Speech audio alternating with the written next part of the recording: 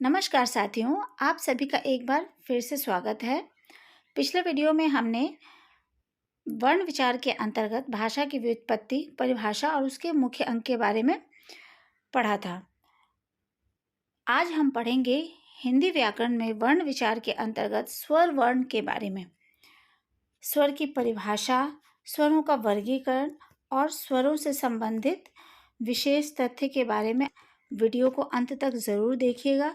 निश्चय ही यह आपके लिए उपयोगी सिद्ध होगा।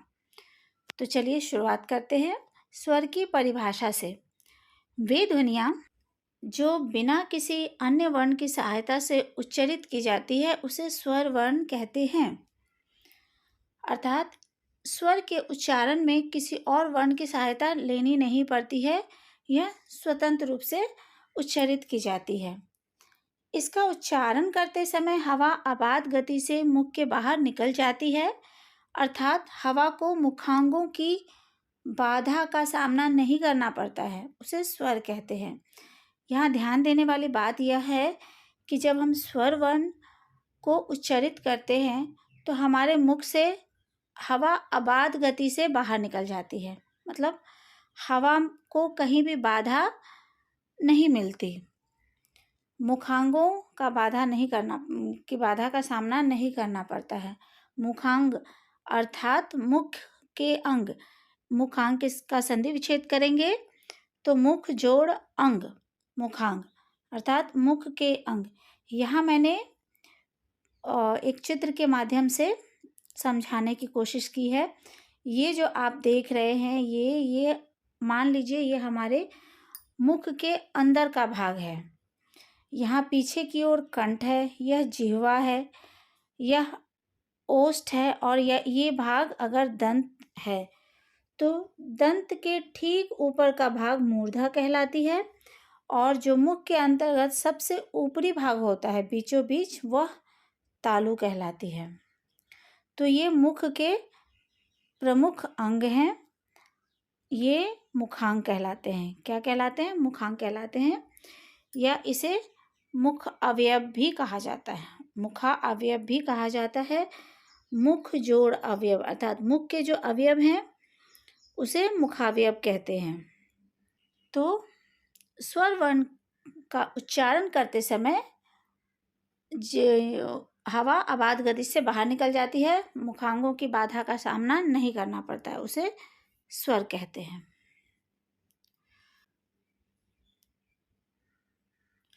हिंदी में कुल 11 स्वर हैं। अ, आ, ई, उ, ऊ, री, ए, ऐ, ओ, औ। री संस्कृत से आए हैं, लेकिन री को भी हिंदी में अर्ध स्वर माना गया है, अतः यह स्वर के अंतर्गत ही आता है। स्वरों के वर्गीकरण की बात करें तो इसका वर्गीकरण कई प्रकार से हुआ है। सबसे पहले हम देखेंगे मुख में जिह्वा की स्थिति के आधार पर। तो इसके आधार पर स्वरों को 3 भागों में विभाजित किया गया है: अग्रस्वर, मध्य स्वर, पश्च स्वर। जीभ की स्थिति के आधार पर हम देखेंगे, अगर यह हमारी जीभ है तो इसके पश्च भाग में आ, उ, ओ, औ और आगत ध्वनि औ। मध्य भाग में केवल औ आता है और अग्रभाग में ई, ए, ऐ और री आते हैं। बहुत ही आसान है इसे याद रखना। पश्च स्वर वे हैं जो 3 की आकृति में बनते हैं। 3 की आकृति वाला पहला अक्षर अ जो कि मध्य स्वर कहलाता है। इसके अलावा जो भी आते हैं 3 की आकृति वाले, जैसे कि आ, उ, ओ और औ भी इसके अंतर्गत ही आता है। ये सभी पश्च स्वर कहलाते हैं। यह जीभ के पिछले भाग में रहते हैं। ये उच्चारण करते समय इसका स्थान जीभ के पिछले भाग में ही रह जाता है। बाकी जो बच गए ई, ए, ऐ और री, ये अग्र स्वर कहलाते हैं। उच्चारण करते समय ये स्वर जीभ के अग्रभाग से उच्चारित होते हैं, इसीलिए ये अग्र स्वर कहलाते हैं। परिभाषा की बात करें तो सबसे पहले बात करते हैं अग्र स्वर की परिभाषा की। नाम में ही परिभाषा छिपी है। वे स्वर जिनके उच्चारण में जिह्वा मुख के अग्रभाग में रहती है उन्हें अग्र स्वर कहते हैं, जैसे ई, री, ए, ऐ। इन स्वरों का उच्चारण करते समय जिह्वा मुख के अग्रभाग में रहती है, इसीलिए अग्र स्वर कहलाते हैं। मध्य स्वर के परिभाषा की बात करें तो वे स्वर जिनके उच्चारण में जिह्वा मुख के मध्य भाग में रहती है उन्हें मध्य स्वर कहते हैं। हिंदी में मध्य स्वर केवल एक ही है, अ। स्वर वर्ण का जो प्रथम वर्ण है वह ही मध्य स्वर है।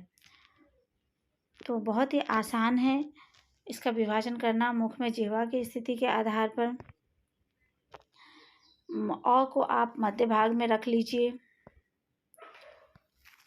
और बाकी जो 3 की आकृति वाले स्वर वर्ण हैं वो सभी पश्च स्वर कहलाएंगे। जो 4-5 स्वर बच जाते हैं वे अग्र स्वर कहलाते हैं। पश्च स्वर के परिभाषा की बात करें तो वे स्वर जिनके उच्चारण में जिह्वा मुख के पश्च भाग में रहती है उन्हें पश्च स्वर कहते हैं। नाम में ही परिभाषा है। ये निम्नलिखित हैं: आ, उ, ओ, औ और औ। ये सभी पश्च स्वर कहलाते हैं। स्वरों का अगला वर्गीकरण ओष्ठों या मुखाकृति के आधार पर किया गया है। इसके आधार पर स्वरों को 2 भागों में रखा गया है: वर्तुल या गोलाकार या वृत्तमुखी स्वर। दूसरा है प्रसरित, अवृत्तमुखी या अवृत्ताकार स्वर। परिभाषा की बात करें तो सबसे पहले हम वृत्तमुखी स्वर के बारे में। तो वे स्वर जिनका उच्चारण करते समय ओष्ठ गोल हो जाते हैं अर्थात वृत्त जैसी आकृति ग्रहण कर लेते हैं उन्हें वृत्तमुखी स्वर कहते हैं। ध्यान दीजिए, वे स्वर जिनका उच्चारण करते समय मुख या ओष्ठ जो है वो गोल हो जाता है तो उन स्वरों को हम वृत्तमुखी स्वर कहते हैं। उदाहरण के लिए देखिए, उ, ओ, औ, अ। इन सभी स्वरों के उच्चारण में हमारे मुख या ओष्ठों की स्थिति है वो बिल्कुल ही गोल हो जाती है, अतः यह वृत्तमुखी स्वर कहलाते हैं। दूसरा है प्रसरित या अवृत्तमुखी या अवृत्ताकार स्वर। तो इसकी परिभाषा देख लेते हैं।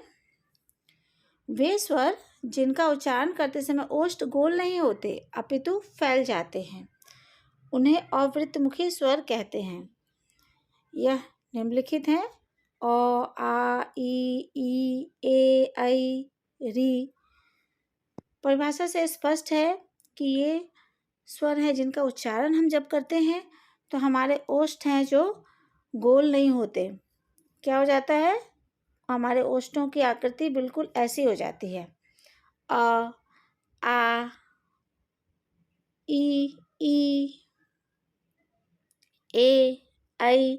इसमें क्या है? मुख फैल जाता है बिल्कुल इस प्रकार से।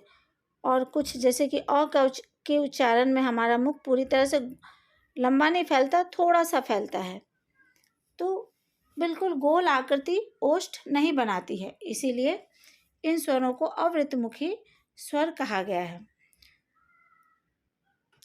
आप पढ़ते समय इन स्वरों के उच्चारण करते समय आप अपने मुख या ओष्ठ की स्थिति को अवश्य देखिए ताकि आपको स्पष्ट हो जाए कि ये बिल्कुल सही है, वैसा ही क्या कहा गया है। और अगर आपको ये सही लगती है तो कमेंट ज़रूर कीजिए। कहीं भी कुछ कन्फ्यूज़न हो तो कमेंट करके ज़रूर बताइए। स्वरों का अगला वर्गीकरण मुख के खुलने के आधार पर किया गया है। इसके आधार पर 4 स्वर बताए गए हैं। पहला है संवृत स्वर।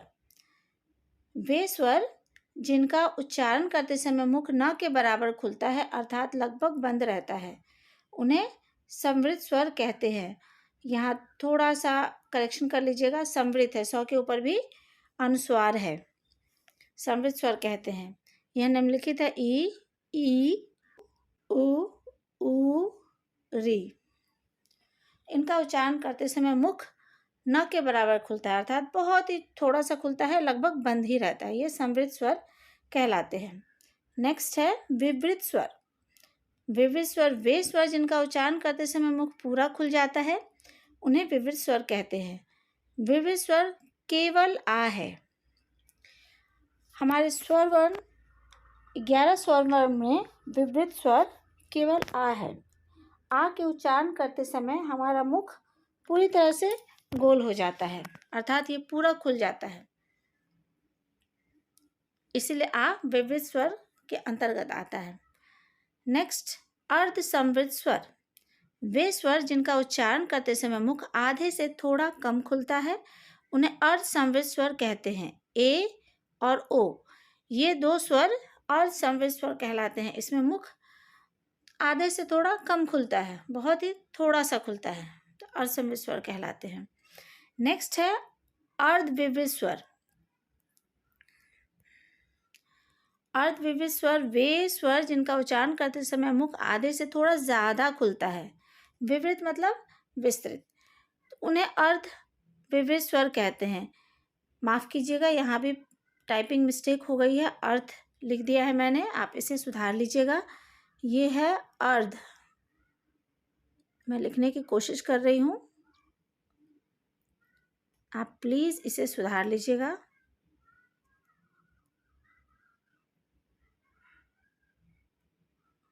हाँ, तो अर्धविवृत स्वर अ, आई, औ और अ है। इनके उच्चारण में मुख आधे से थोड़ा ज़्यादा खुलता है, अतः ये अर्धविवृत स्वर हैं।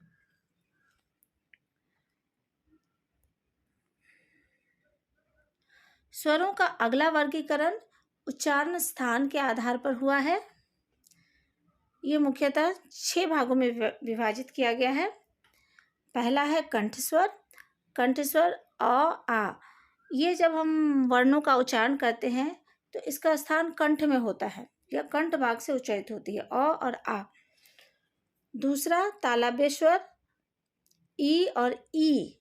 जब हम ई और ई का उच्चारण करते हैं तो इसका स्थान तालु में होता है, तालु की मदद से ये वर्ण उच्चारित होते हैं।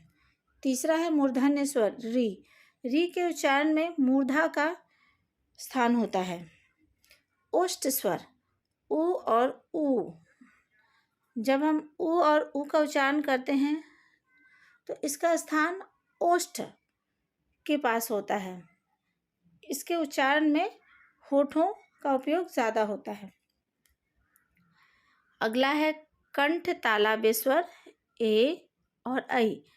ए और ऐ के उच्चारण में कंठ और तालु दोनों का सहयोग रहता है, उसके सहयोग से ही इन दो वर्णों का उच्चारण होता है।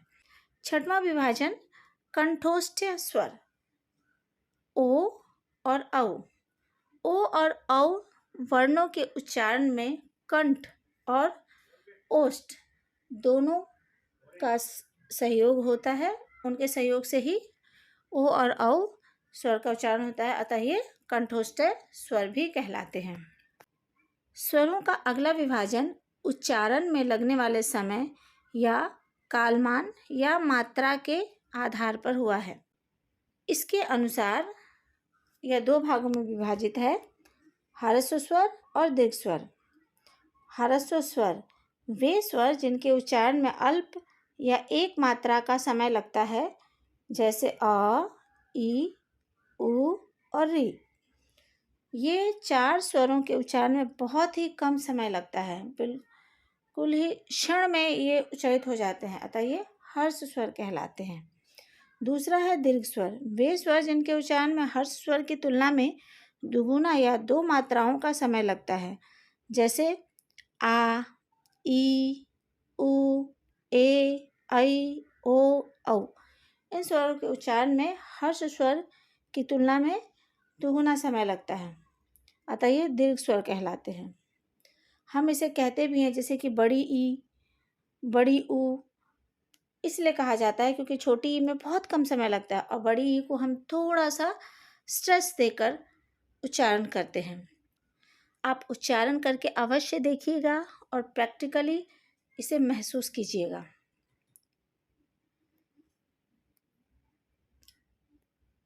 अगला वर्गीकरण है रचना या निर्माण के आधार पर। इसके आधार पर स्वर को मुख्यतः दो भागों में विभाजित किया गया है, मूल स्वर और संधि स्वर। मूल स्वर वे स्वर जो अपने आप में स्वतंत्र है, जिनका निर्माण अन्य किसी स्वर के योग से नहीं हुआ है। अ, ई, उ और री। ये ह्रस्व स्वर भी है, ध्यान दीजिए। अ, ई, उ और री ह्रस्व स्वर भी है और ये मूल स्वर भी हैं। इनका जो निर्माण हुआ है यह किसी के सहयोग से नहीं है, ये अपने आप में स्वतंत्र है।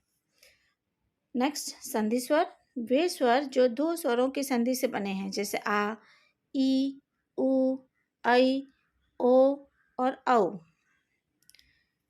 इन स्वरों को दो स्वरों की संधि से बनाए जाते हैं। इनका जो उच्चारण है वो दो स्वरों की संधि से मिलकर बनता है। संधि स्वर को भी दो भागों में विभाजित किया गया है, सजातीय संधि स्वर और विजातीय संधि स्वर। विजातीय संधि स्वर को संयुक्त स्वर भी कहते हैं। सजातीय संधि स्वर वे स्वर जो एक समान स्वरों की संधि से बने हैं, वे सजातीय संधि स्वर कहलाते हैं। अ और अ मिलकर क्या बनाते हैं? आ। ई और ई मिलकर ई बनाते हैं, बड़ी ई बनाते हैं, दीर्घ ई बनाते हैं। उ और उ मिलकर बड़ी उ अर्थात दीर्घ उ बनाते हैं, दीर्घ स्वर बन जाता है। संधि स्वर का दूसरा प्रकार है विजातीय संधि स्वर। वे स्वर जो अलग अलग स्वरों की संधि से बने हैं, वे विजातीय संधि स्वर कहलाते हैं। अ और ई मिलकर ए बनाते हैं। अ और ए को जब हम एक साथ मिलाते हैं तो ऐ स्वर बनता है।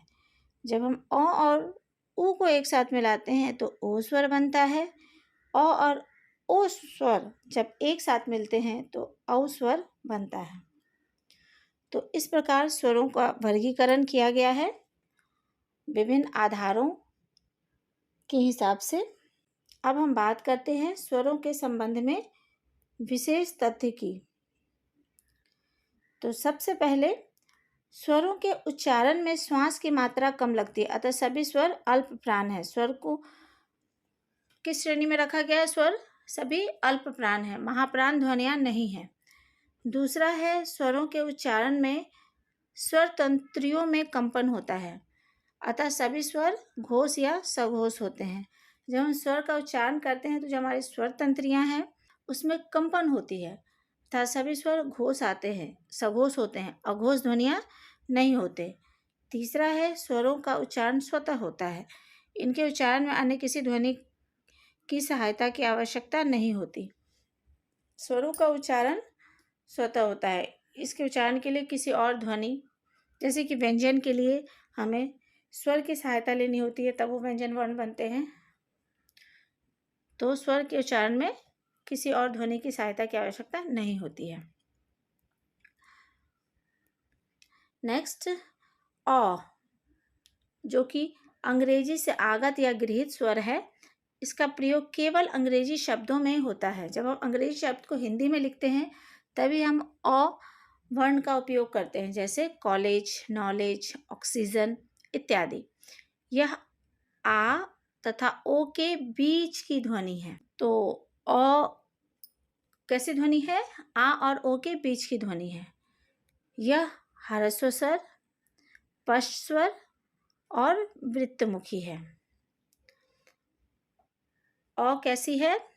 हर्ष स्वर है, पश्च स्वर है, इसका उच्चारण पश्च जीभ के पश्च भाग से होती है। इसके उच्चारण में बहुत ही कम समय लगता है, अतः यह हर्ष स्वर है और इसके उच्चारण करते समय मुख या ओष्ठों की आकृति जो है वो वृत्ताकार हो जाती है, गोल हो जाती है, अतः यह वृत्तमुखी स्वर है। नेक्स्ट, री का प्रयोग केवल तत्सम शब्दों में होता है, अतः इसे तत्सम स्वर कहते हैं। री जो है स्वर वर्ण का री संस्कृत से आया है, अतः इसका प्रयोग केवल तत्सम शब्दों में होता है। यह तत्सम स्वर है। संस्कृत से जो शब्द हिंदी में आए हैं वे तत्सम शब्द कहलाते हैं। इसलिए री का प्रयोग तत्सम शब्दों में होता है और यह तत्सम स्वर है। शेष स्वर तत्सम एवं तद्भव दोनों हैं। री के अलावा जो 10 स्वर और है वो तत्सम और तद्भव दोनों हैं। दोनों शब्दों में उनका प्रयोग होता है, किंतु री का प्रयोग केवल तत्सम शब्दों में ही होता है, जैसे कि ऋण, ऋतु, पृथ्वी, वृत्त इत्यादि तत्सम शब्द है। अतः री का प्रयोग केवल तत्सम शब्दों में होता है, इसे तत्सम स्वर कहते हैं। तो आज के लिए बस इतना ही। वीडियो को अंत तक देखने के लिए आपका धन्यवाद। अगले वीडियो में हम अयोग व ध्वनियाँ और व्यंजन की परिभाषा और वर्गीकरण के बारे में चर्चा करेंगे। अगर आपको यह वीडियो अच्छी लगी हो, कुछ कन्फ्यूज़न हो, तो आप कमेंट ज़रूर कीजिए, लाइक कीजिए, सब्सक्राइब कीजिए और अपनी तैयारी करते रहिए। तब तक के लिए धन्यवाद। नमस्कार।